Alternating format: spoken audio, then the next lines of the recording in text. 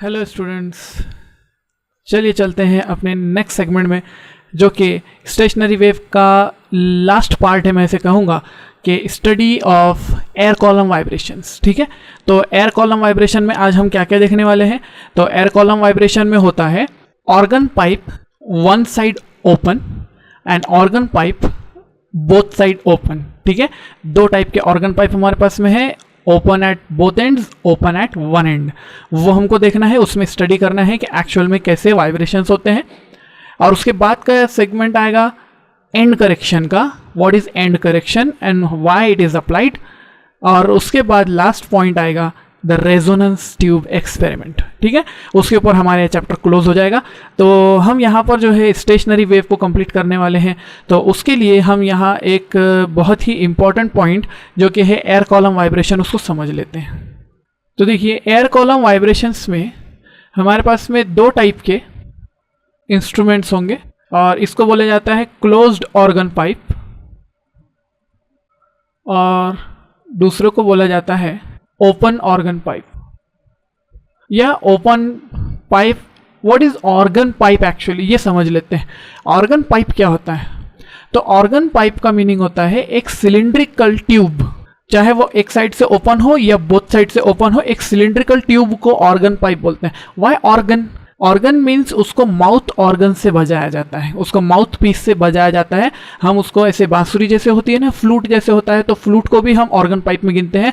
तो एक्चुअली उसका technical name scientific यहाँ पर ऑर्गन पाइप हम लेते हैं। ये अगर देख लेंगे कि इसको, इसके दोनों साइड में से एक साइड अगर ओपन है तो हम उसकी ओपन साइड से उसको प्ले करते हैं, या दोनों साइड ओपन है और हम उसको बीच में से प्ले करते हैं, तो हम उसको एक्चुअली माउथ से प्ले करते हैं। Therefore it is called as a organ pipe. ठीक है, अब यहाँ पर क्लोज्ड ऑर्गन पाइप का मीनिंग होता है क्लोज्ड एट वन एंड, एक एंड पर क्लोज होता है, और इसका मीनिंग होता है open at both end. Fine, ये तो एकदम सिंपल समझने वाली चीज़ है। तो अब एक्चुअली इसमें फ़र्क क्या होगा, मैं यहाँ पे कुछ फ़र्क बता दूंगा, उसके बाद हम उसको प्रूफ करेंगे। ठीक है, तो क्लोज्ड ऑर्गन पाइप में एक्चुअल में क्या होगा, यहाँ पर फंडामेंटल फ्रीक्वेंसी हमको देखने को मिलेगी, और यहाँ पर भी एक फंडामेंटल फ्रीक्वेंसी देखने को मिलेगी। तो हम देख लेते हैं कि इसकी फंडामेंटल फ्रीक्वेंसी कुछ आने वाली है V/4L, और इसकी फंडामेंटल फ्रीक्वेंसी आने वाली है V/2L। ठीक है, मैं पहले ही ये बता दे रहा हूँ क्योंकि हम इसी को प्रूफ करने वाले हैं, लेकिन क्योंकि फ़र्क आपको समझ में आ जाए कि एक्चुअली दोनों में फ़र्क क्या है, तो वो ये फ़र्क है। ठीक है, उसके बाद हम ये देख सकते हैं कि यहाँ पर दोनों पाइप्स में से इसमें only odd harmonic are present, इसमें सिर्फ ऑड हार्मोनिक्स प्रेजेंट होते हैं। ये बहुत इंपॉर्टेंट बात है यहाँ पर, हम इसको देख लेते हैं। Only odd harmonics, only odd harmonics are present. और अगर इसको देखेंगे तो ये आएगा ऑल हार्मोनिक प्रेजेंट, यानी सारे हार्मोनिक इसमें प्रेजेंट रहते हैं। तो इसकी तो कोई प्रॉब्लम की बात नहीं है, इसमें सारे हार्मोनिक प्रेजेंट होते हैं, लेकिन इसमें सिर्फ ऑड हार्मोनिक प्रेजेंट होते हैं। अब हमने ये नहीं देखा है अब तक, हमने जो स्ट्रिंग वाइब्रेशन देखा था उसमें ये था ऑल हार्मोनिक प्रेजेंट थे, यानी कि फंडामेंटल फ्रीक्वेंसी, उसका सेकंड मल्टीपल, उसका थर्ड मल्टीपल, उसका फोर्थ मल्टीपल, मतलब सारे के सारे प्रेजेंट थे। लेकिन ये वाला हमने सीन नहीं देखा है। तो चलिए आज यही देखते हैं कि एक्चुअली ऑर्गन पाइप में ये ऑड हार्मोनिक प्रेजेंट क्यों होते हैं, ओनली ऑड हार्मोनिक क्यों प्रेजेंट होते हैं, कौन से? क्लोज्ड ऑर्गन पाइप के अंदर में। ठीक है, और इसकी एग्जाम्पल क्या हो सकती है? ओपन और क्लोज्ड फ्लूट्स, बीन, सैक्सोफोन एटसेट्रा। ठीक है, तो बहुत सारे आपने देखा होगा ओल्ड फिल्म्स के अंदर में, या बैक पाइपर वगैरह जो आता है, बैक पाइपर भी बजाते हुए आपने देखा होगा, लोगों को ऐड में देखा होगा आपने। ठीक है, तो उसके अंदर में एक्चुअली जो बजा रहे हैं वो क्या है, एक पूरा एयर इंस्ट्रूमेंट है, और वो इंस्ट्रूमेंट को एक माउथ पीस है। ठीक है, तो वो क्लोज ऑर्गन पाइप के अंदर में आएगा। और फ्लूट होते हैं, ओपन साइडेड फ्लूट होते हैं, दोनों साइड के ओपन होते हैं। ठीक है, दोनों साइड से ओपन फ्लूट होता है, उसके बीच में जो तो आपको कुछ होल्स होते हैं, माउथ पीस होता है, और उस पर कुछ कंट्रोलिंग, एयर कंट्रोलिंग कुछ ओपनिंग्स होती है। ठीक है, तो एक वो हो जाएगा आपके पास में। और सैक्सोफोन मतलब पुरानी फिल्मों के अंदर आप देखेंगे एक ब्रास का एक इंस्ट्रूमेंट होता था, और आज भी जो है तो हमारे जो मैरिजेस होते हैं यहाँ पर आप लोकल में देखेंगे अगर, तो मैरिजेस में जो बाहर में लेकर खड़े होते हैं एक बहुत ही ब्रास का एक इंस्ट्रूमेंट होता है, इतना बड़ा, उसको शोल्डर पर रखा जाता है, उसको जब प्ले करते हैं तो एक बहुत बड़ी आवाज़ देता है। ठीक है, तो दैट इज़ सैक्सोफोन। तो इस तरह के कुछ इंस्ट्रूमेंट्स रहते हैं, इनको इनको लिटरली बोला जाता है एयर कॉलम वाइब्रेशन के इंस्ट्रूमेंट्स। तो चलिए देखते हैं कि एयर कॉलम क्या होता है। What is air column? तो हम कहेंगे कि द कॉलम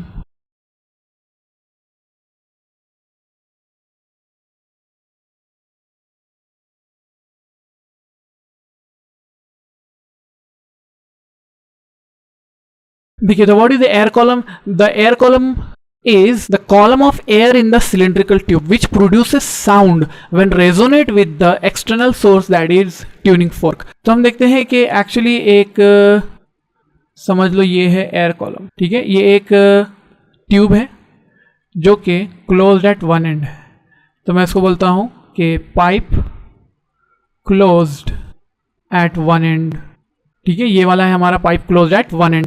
अब हम क्या करते हैं, एक ट्यूनिंग फोर्क लेते हैं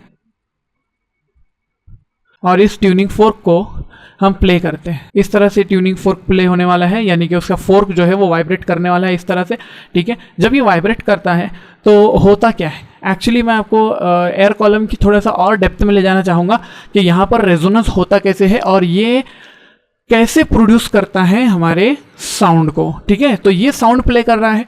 अब समझ लेते हैं कि यहाँ से एक कॉम्प्रेशन प्रोड्यूस हुआ, ठीक है, लॉन्जिट्यूडनल वेव है। तो लॉन्जिट्यूडनल वेव का एक कॉम्प्रेशन प्रोड्यूस हुआ, हम बोल देंगे कॉम्प्रेशन प्रोड्यूस हुआ।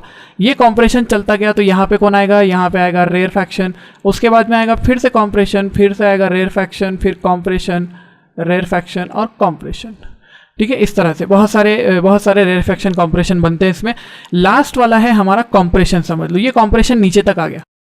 अब ये ट्यूब की एक लेंथ बना लेते हैं, इस ट्यूब की लेंथ है L, ठीक है। तो ये कॉम्प्रेशन यहाँ तक पहुँच चुका है।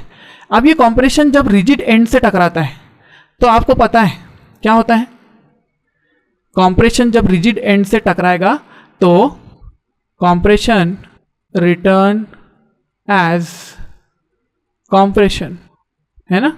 याद आया आपको, रिफ्लेक्शन ऑफ लॉन्जिट्यूडनल वेव पढ़ा था हमने, उसमें क्या देखा था कि जब एक कॉम्प्रेशन आकर रिजिड एंड से टकराता है तो एक कॉम्प्रेशन ही रिटर्न जाएगा। तो यहाँ से एक कॉम्प्रेशन रिटर्न हुआ है, ठीक है। तो यहाँ से जो रिटर्न हुआ वो कौन है, वो कॉम्प्रेशन है।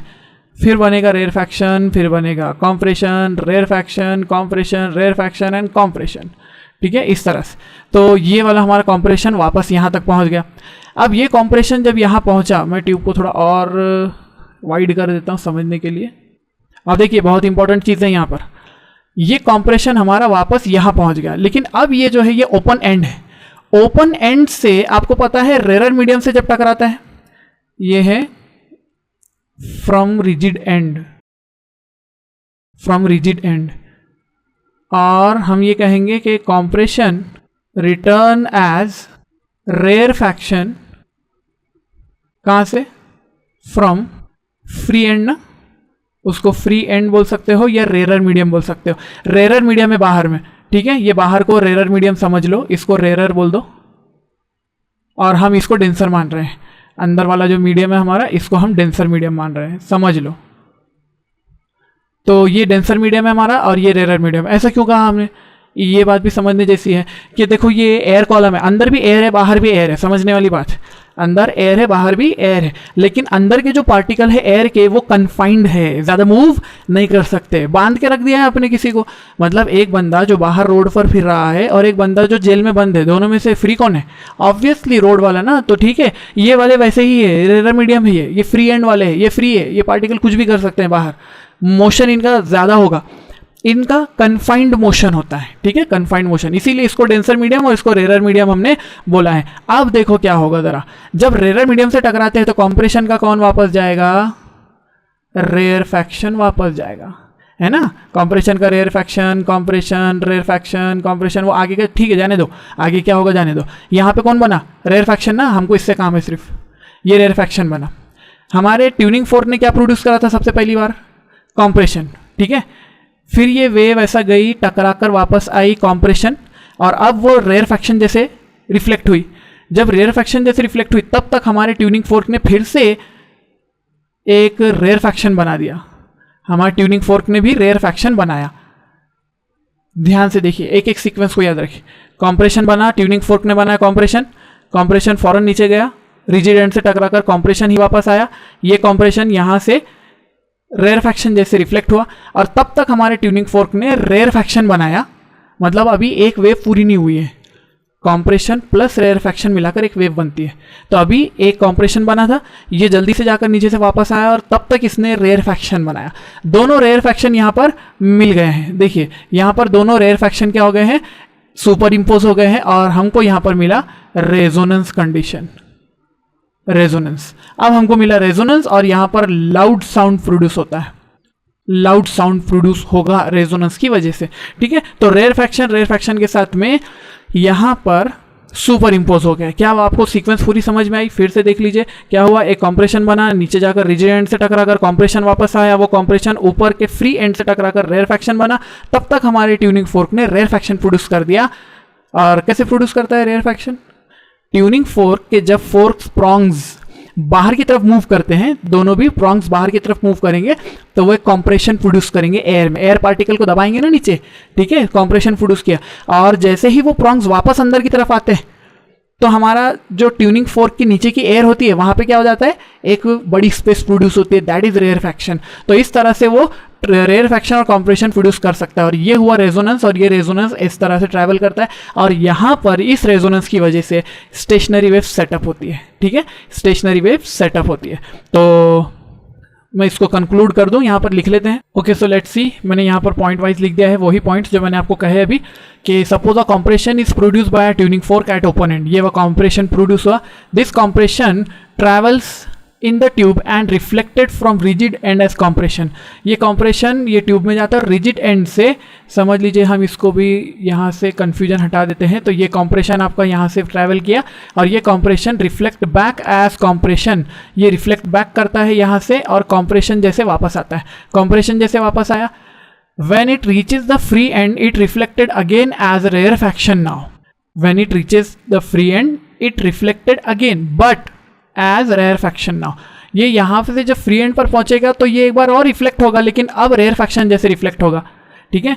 If the tuning fork produces a rarefaction at that time, इसी वक्त में अगर ट्यूनिंग फोर्क हमारा एक रेयरफैक्शन प्रोड्यूस करे, तो वो रेयरफैक्शन अंदर आने वाला है। आप देखो यहाँ से रेयरफैक्शन अंदर करेगा एंट्री, तो ये रेयरफैक्शन हमारा ट्यूनिंग फोर्क भेज रहा है, ठीक है, ऐसा, और ये रेयरफैक्शन हमारा रिफ्लेक्टेड है। तो then resonance occurs, amplitude becomes maximum and stationary waves are set up in the air column, इस एयर कॉलम के अंदर में स्टेशनरी वेव सेटअप करेंगे। क्या आपको ये बात समझ में आ रही है? पूरी सीक्वेंस समझे आप लोगों ने, ठीक है। तो इसको वीडियो को पॉज करके ये पॉइंट्स नोट डाउन कर लीजिए, ठीक है। ओके, तो let's continue. Air column vibrations in pipe closed at one and, ठीक है, pipe closed at one and. अब हम यहाँ पर एक पाइप बना लेते हैं,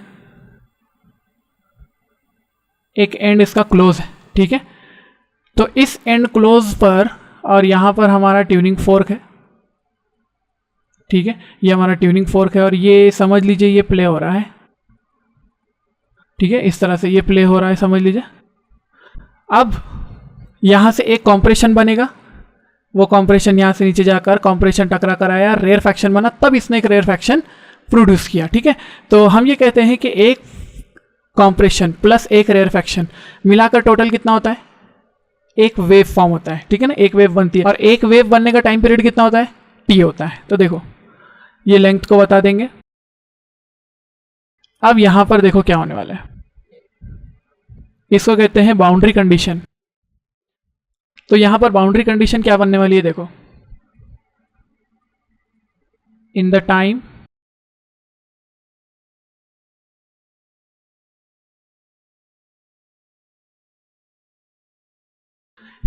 in the time when tuning fork produces a compression and rarefaction, एक compression और एक rarefaction produce करे, तब तक क्या होना चाहिए?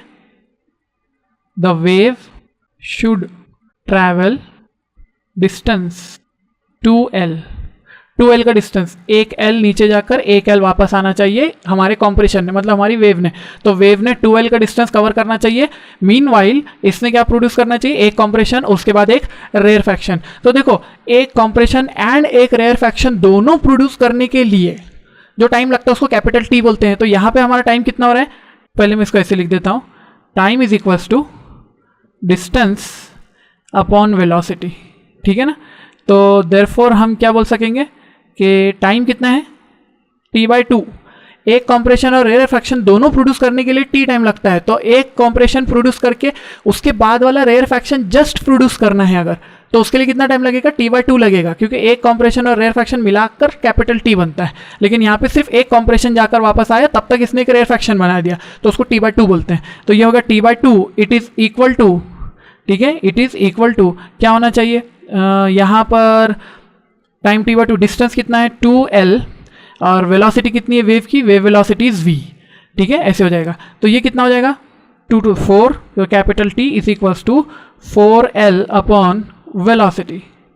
But we know that capital T is equals to 1 upon n होता है फ्रीक्वेंसी ना, तो हम उसका ऐसा बोल सकते हैं 1 upon n is equals to 4L upon v, and therefore n is equals to, frequency is equals to v by 4L, v by 4L.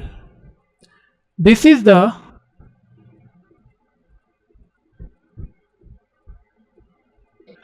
fundamental frequency in pipe closed at one end। तो हुआ क्या देखो, यहां से एक wave हमारी जो है वो ऐसे गई, रिजिड एंड से टकरा कर ऐसे वापस आई है, ठीक है। तो ये है हमारे पास में एक वेव, तो यहां पर बना एक नोड, इस पॉइंट को हम क्या बोलेंगे, नोड, और इस पॉइंट को क्या बोलेंगे, एंटी नोड, है ना। तो हमको क्या पता चला यहां से कि क्लोज एंड पर हमेशा एक नोड बनेगा और ओपन एंड पर हमेशा एक एंटी नोड बनेगा, ठीक है। यहां पॉइंट को नोट कर लेते हैं।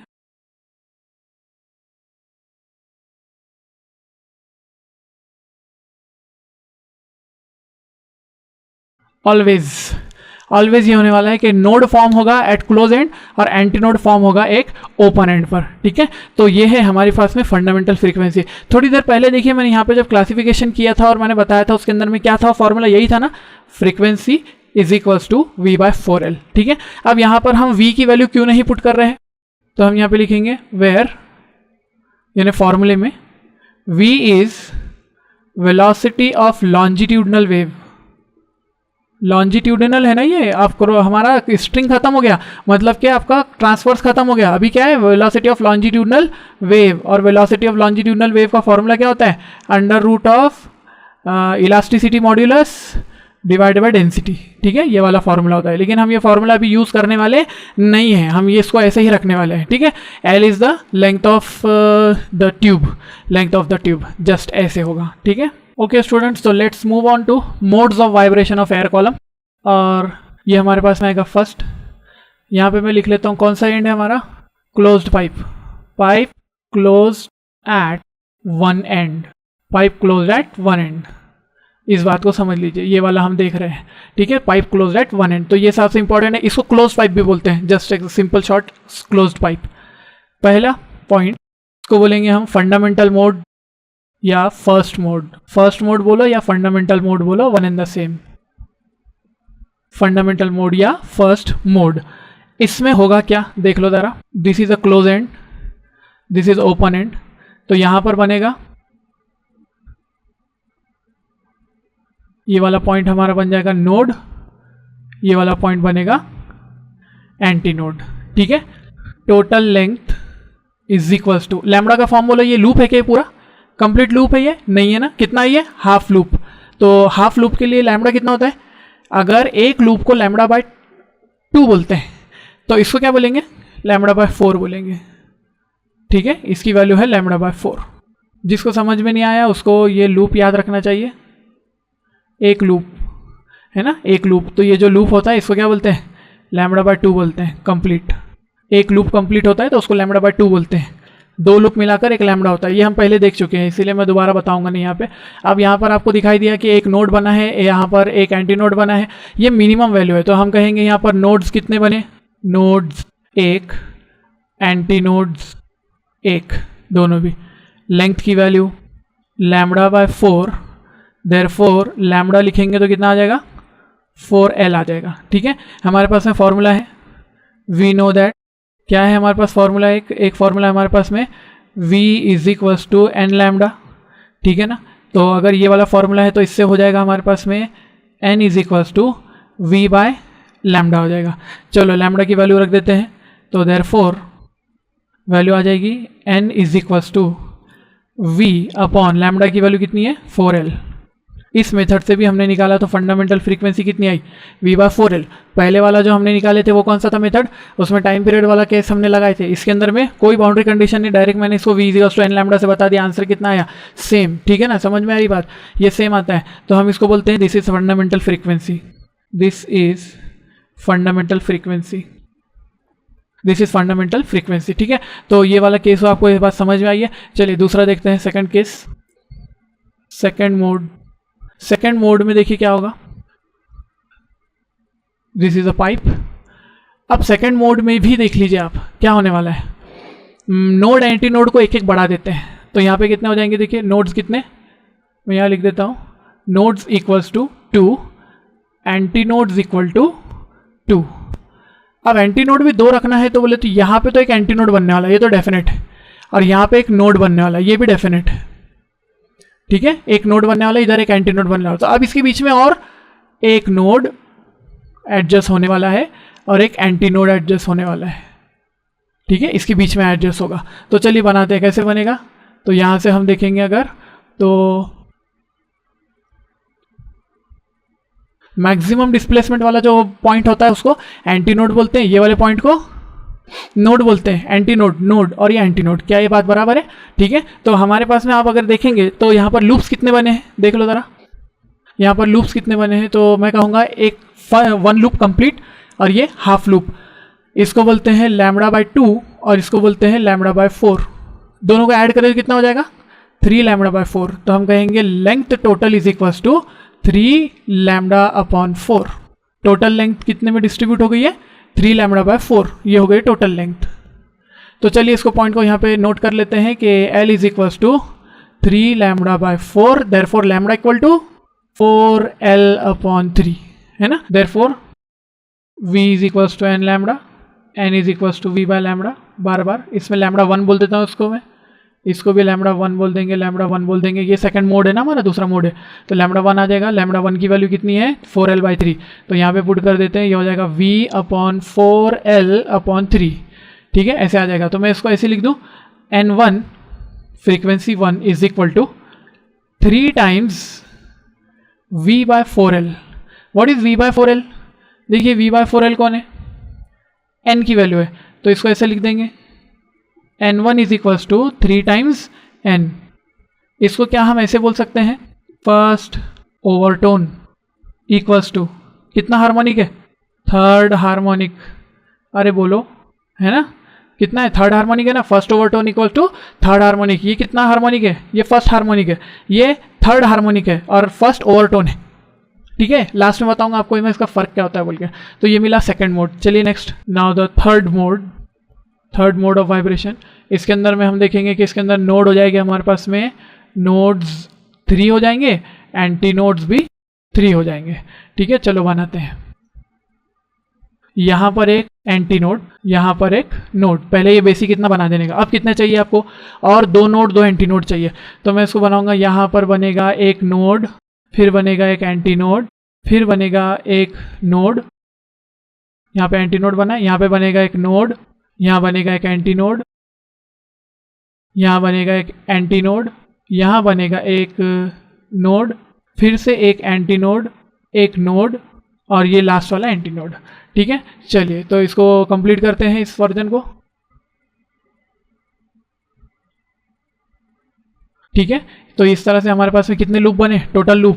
तो इसको क्या बोलेंगे, इसको लैम्डा बोलेंगे, है ना, यहाँ तक कंप्लीट, यहाँ तक लैम्डा बोलेंगे। और इसको क्या बोलेंगे, λ/4 बोलेंगे। तो टोटल कितना हुआ, लैम्डा प्लस λ/4, 5 λ/4 ना। ठीक है, यानी कि 1.25 होता है। तो L इक्वल्स टू 5 λ/4, ये है टोटल लेंथ आपकी। तो जैसे ही हमने इसको लिख दिया L को, तो यहाँ पे हम बोलेंगे therefore λ2 equals to 4l/5, 4l/5, v is equals to n λ2। तो n2 is equal to v/λ2, v/4l/5। n2 की वैल्यू आ गई आपकी 5 टाइम्स v/4l। ठीक है ना, ये वैल्यू आ चुकी है 5 टाइम्स v/4l, मतलब n2 को आप क्या बोल सकते हो 5n बोल सकते हो। तो आप इसको क्या लिख सकते हैं, फ्रीक्वेंसी को, ये है सेकेंड ओवरटोन, n2 दिख रहा है ना, इसको बोलते हैं सेकेंड ओवरटोन, इक्वल्स टू कितना हार्मोनिक, 5th हार्मोनिक। ठीक है, तो सिमिलरली हम क्या लिख सकते हैं, देखो सिमिलरली इसके बाद का पॉइंट n3 आ जाएगा, तो ये आ जाएगा n3 इज इक्वल्स टू कितना n, 7n, n4 equal to 9n, n of p is equal to कितना हो जाएगा, देखो 2p + 1 इंटू n, देख लो करके कैसे हो जाएगा, ये p की जगह पे रख दो 4 समझो, तो यहाँ पे 4 रख दिया मैंने, तो ये कितना आ जाएगा 4 4 2 8 + 1 इज 9, 9n हुआ बराबर। ठीक है, प्रूव होता है। तो इसको क्या बोलेंगे हम, यहाँ पे इसको बोला था हमने थर्ड ओवरटोन, ठीक है ना, third overtone is equals to कितना हार्मोनिक, 7th हार्मोनिक। यहाँ पे था fourth overtone equals to 9th harmonic, fourth overtone equals to 9th harmonic. इसको क्या बोलते हैं, इसको बोलते हैं pth overtone equals to 2p + 1, 2p + 1th harmonic. ठीक है, ऐसे बोलते हैं 2p + 1th हार्मोनिक, इस तरह से इसको गिना जाता है। तो हम यहाँ पे कंक्लूजन क्या लिखेंगे इसका, only odd harmonics are present, only odd harmonics are present. For example if n equals to 100 hertz, तो प्लेड फ्रीक्वेंसी कौन सी होंगी, प्ले करेगा ये 100, 300, 500, 700, ये वाली फ्रीक्वेंसीज प्ले करने वाला है। ठीक है, आपको क्लोज एंड वाले पॉइंट के सारे क्लियर पॉइंट समझ में आए आपको। ठीक है, इन डायग्राम्स को, वीडियो को पॉज कर करके ये डायग्राम्स बनाइए, डायग्राम बनाकर ये डेरिवेशंस लिखिए इसके, ये डेरिवेशन आप बुक में से पढ़ सकते हैं। ठीक है, लेकिन नोट आपको ज़रूर करना है कि एक्चुअल में हम यहाँ पर कितने हार्मोनिक प्रेजेंट हुए वो देखने वाले हैं। तो आपको यहाँ पर ये भी फंडा समझ में आया होगा कि यहाँ पर जो है तो ओवरटोन्स जो है यानी कि हायर फ्रीक्वेंसीज होती है, ऑब्वियसली ये फंडामेंटल थी इससे पहले की n, तो उसके बाद की फ्रीक्वेंसी को क्या बोला जाता है, ओवरटोन्स। ये second overtone, first overtone, second overtone, third overtone, इस तरह से ओवरटोन्स होते हैं और ये होती है उनके हार्मोनिक्स। ठीक है, okay, let's move on to pipe open at both ends. ठीक है, pipe open at both ends. अब दोनों एंड पर ओपन पाइप होगा हमारा, उसकी फंडामेंटल फ्रीक्वेंसी निकाल लेते हैं। समझ लेते हैं कि ये है हमारे पास में एक open pipe, both side open है इसके, और यहां पर हमने रखा है ट्यूनिंग फोर्क, ठीक इस तरह से। और ये ट्यूनिंग फोर्क जब प्ले होता है तो ये ट्यूनिंग फोर्क क्या करेगा, सबसे पहले अगर ये एक कॉम्प्रेशन बनाता है, ठीक है, एक कॉम्प्रेशन बनाता है, इस पॉइंट को आप यहाँ पे ध्यान से याद रखिए। अगर हमारे ट्यूनिंग फोर्क ने कॉम्प्रेशन बनाया, ये कॉम्प्रेशन यहाँ से ट्रैवल करता हुआ आया, ये कॉम्प्रेशन जब नीचे पहुंचा यहाँ पर, तो रेरर एंड जो होता है, ये वाला कौन सा एंड है, रेरर एंड। ये बाहर कौन सा मीडियम है, रेरर मीडियम है, ठीक है ना, ये बाहर रेयर मीडियम है, अंदर डेंसर है, तो compression as rarefaction return होता है ना, रेयर फैक्शन जैसे रिटर्न होता है। फिर ये रेयर फैक्शन यहां पहुंचेगा, जब ये रेयर फैक्शन यहां पहुंचा, जब ये रेयर फैक्शन यहां पहुंचा, तो ये अब बाहर फिर से इधर कौन सा है, रेयर मीडियम है, तो ये यहां से रिफ्लेक्ट होगा एज कॉम्प्रेशन।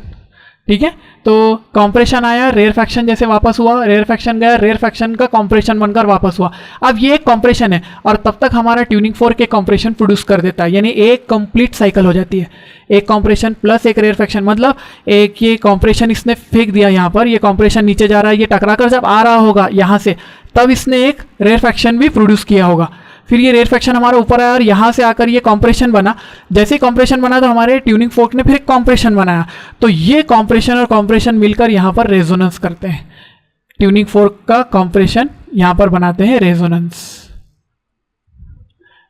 कंडीशन। ठीक है, तो ये रेजोनेंस कंडीशन थोड़ी सी अलग होती है। तो यहाँ पर हमारी बाउंड्री कंडीशन कैसे निकलेगी, अगर आपको इसके नोट्स बनाना है तो दैट्स जस्ट हमने जैसे पॉइंट्स पूरे लिखे थे कहाँ पर, क्लोज एंड के, वही पॉइंट्स लिखिए, सिर्फ उसके अंदर में ये पॉइंट्स चेंज कर दीजिए।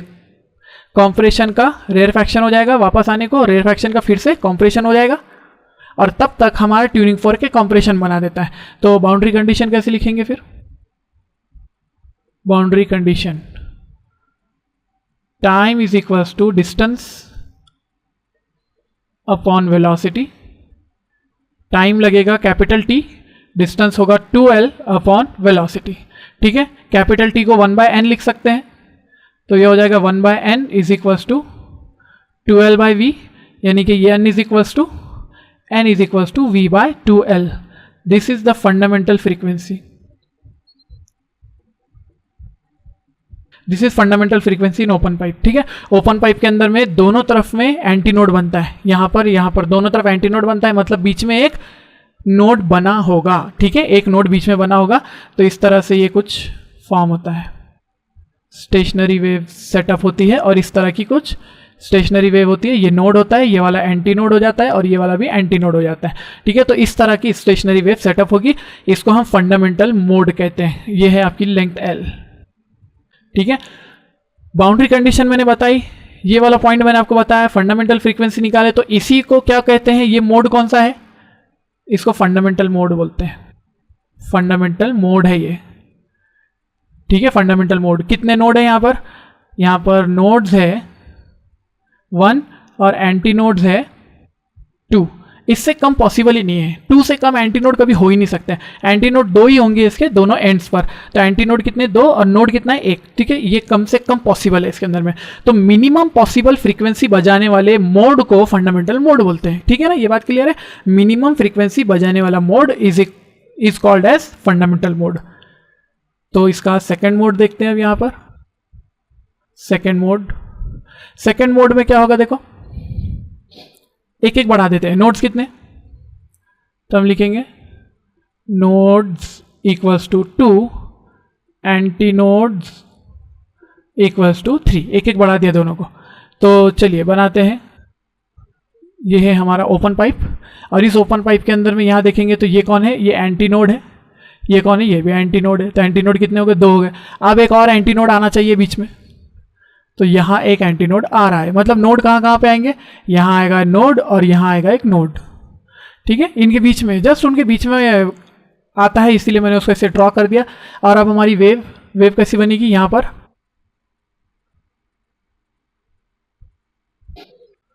Nodal points, anti nodal points. ठीक है, तो लेंथ को कितने में डिवाइड किया, देखो ये कितना है, एक लूप, इधर आधा और इधर आधा. कितने लूप हुए, 2 लूप्स हुए. तो इसको क्या बोलेंगे हम, length is equals to 2 loop. 2 loop की मीनिंग क्या होता है, 1 लैम्बडा होता है. अरे है कि नहीं बात सही है ना, बात सही है ऐसा. और यहाँ पे लेंथ किसके बराबर था, एक लूप यानी लैम्बडा बाय 2 था. अगर इसको आप उसके हिसाब से पुट करना चाहते हो, v is equals to n lambda के हिसाब से, तो लैम्बडा की वैल्यू कितनी, 2L. ठीक है ना, यहाँ पे L is equals to lambda by 2, तो 2L हो जाएगा. लैम्बडा की वैल्यू 2L, ये 2L रख दिया मैंने, फिनिश. फर्स्ट मोड ऐसा भी देख सकते हो आप. सेकंड मोड हम अच्छा चल रहे थे, लेंथ की वैल्यू लैम्बडा हो जाएगी, v is equals to n lambda है, therefore n2 is equals to, n2 नहीं आता है, 1 आता है ना, n1 लैम्बडा 1 बोलो इसको. तो n1 is equals to v upon lambda 1, यानी कि v upon l. This is the value of frequency. But इसको ऐसा लिख सकते हैं क्या, n1 is equals to 2 times v by 2L, है ना, मल्टीप्लाई बाय डिवाइड बाय 2 किया. तो इसकी वैल्यू क्या बन गई, n1 is equals to 2 times n बन गई, क्योंकि n की वैल्यू कितनी है, देखो v बाई 2L n की वैल्यू है फंडामेंटल. तो मैंने फंडामेंटल फ्रीक्वेंसी बना दी. इसको क्या बोलेंगे हम, इसको बोलेंगे फर्स्ट ओवरटोन. फर्स्ट ओवरटोन कितना हार्मोनिक है, सेकेंड हार्मोनिक. ठीक है ना, ये हो जाएगा फर्स्ट ओवरटोन, सेकेंड हार्मोनिक. चलिए चलते हैं थर्ड मोड पर. थर्ड मोड में नोड कितने हो जाएंगे, देखो 3, एंटी नोड बताओ 4. ठीक है, एंटी नोड हो जाएंगे 4. तो बनाते हैं पहले. यहां पर बनेगा एंटी नोड, यहां पर भी बनेगा एंटी नोड. अब और कितने एंटी नोड चाहिए, एंटी नोड एक्चुअली 4 चाहिए, मतलब इसके बीच में और 2 एंटी नोड आने वाले हैं. एंटी नोड, ठीक है ना, 2 आने वाले. इन सबके बीच में कौन कौन आते हैं, नोड आता है, 1 2 3 नोड्स है ना, इन सब के बीच में. तो चलो जोड़ते हैं लाइंस को, नोड पर ज्वाइंट होते हैं. These are nodes, these are anti nodes. ठीक है, बन गए. लूप कितने हैं, देखो आधा आधा 1 2 3, 3 लूप है. 3 लूप मतलब 3 लैम्बडा बाय 2, मतलब length is equals to 3 lambda by 2, है ना, लैम्बडा बाय 2 और इधर का लैम्बडा बाय 2 टोटल. तो लेंथ कितनी बन गई, 3 लैम्बडा बाय 2. देख लीजिए हिसाब से, गिन कर देख लीजिए, ये लैम्बडा बाय 4 है, लैम्बडा बाय 4 है, लैम्बडा बाय 2, लैम्बडा बाय 2। तो यहाँ पे हमारे पास में लेंथ हो चुकी है, हम लिख देंगे length is equals to 3 lambda by 2, मतलब लैम्बडा 2 की वैल्यू 12/3 हो जाएगी, as v is equals to n2 lambda 2, n2 is equals to v by lambda 2, v by lambda 2 की वैल्यू 12/3। ठीक है, ये फाइनल है आपका। तो आंसर क्या निकला, n2 is equals to 3 times v by 12 that is equals to n2 is equals to 3n, n2 is equals to 3n। इसको क्या बोलते हैं, n2 को सेकेंड ओवरटोन, सेकेंड ओवरटोन कितना हार्मोनिक है, थर्ड हार्मोनिक। ठीक है, second overtone is equals to third harmonic. ठीक है, ऐसे बना। तो हम लिखेंगे सिमिलरली, सिमिलरली क्या लिख सकते हैं, n2 is equals to 3n हो चुका है, तो यहाँ पे लिखेंगे n3 is equals to 4n, n4 equals to 5n, and so np is equals to p plus 1n, यानी इसको बोल सकते हैं हम pth overtone equals to p plus 1th harmonic. ठीक है, आपको ये बात समझ में आई है। चलिए, तो आपका एक होमवर्क है, यहाँ पर आपको क्या करना है कि सिमिलैरिटीज और differences between closed end open pipe air column vibration, ये आपको टेबुलर फॉर्म में बनाना है। टेबुलर फॉर्म में आपको ये बनाना है कि ये दोनों में क्या क्या अंतर है, क्या क्या डिफरेंस है दोनों में, और आप उसके अंदर में पॉइंट्स पूरे रखेंगे कि कौन से ओवरटोन्स और कौन से हार्मोनिक्स इसके अंदर बनते हैं। ठीक है, इसका एक और पॉइंट हम इसको रेजोनेंस ट्यूब, नेक्स्ट लेक्चर में हम रेजोनेंस ट्यूब एक्सपेरिमेंट पढ़ने वाले हैं और एंड करेक्शन पढ़ने वाले हैं। उससे पहले मैं इसकी समरी आपको फिर से एक बार बता दूंगा कि यहाँ पर क्या क्या फ़र्क होता है। और आपको एक और पॉइंट ये देखना है कि इसमें से कौन से वाइब्रेशन, यानी कि क्लोज एंड और ओपन एंड, कौन से वाइब्रेशन सिमिलर है हमारे स्ट्रिंग के वाइब्रेशन के साथ, कौन से वाइब्रेशन सिमिलर है स्ट्रिंग वाइब्रेशन के साथ में। ठीक है, तो होमवर्क कंप्लीट कीजिए और देखिए कि ये सारे मोड्स आपको समझ में आए या नहीं, और अगर कोई डाउट्स हो तो मुझे व्हाट्सएप पर पूछिए। ठीक है, थैंक यू वेरी मच।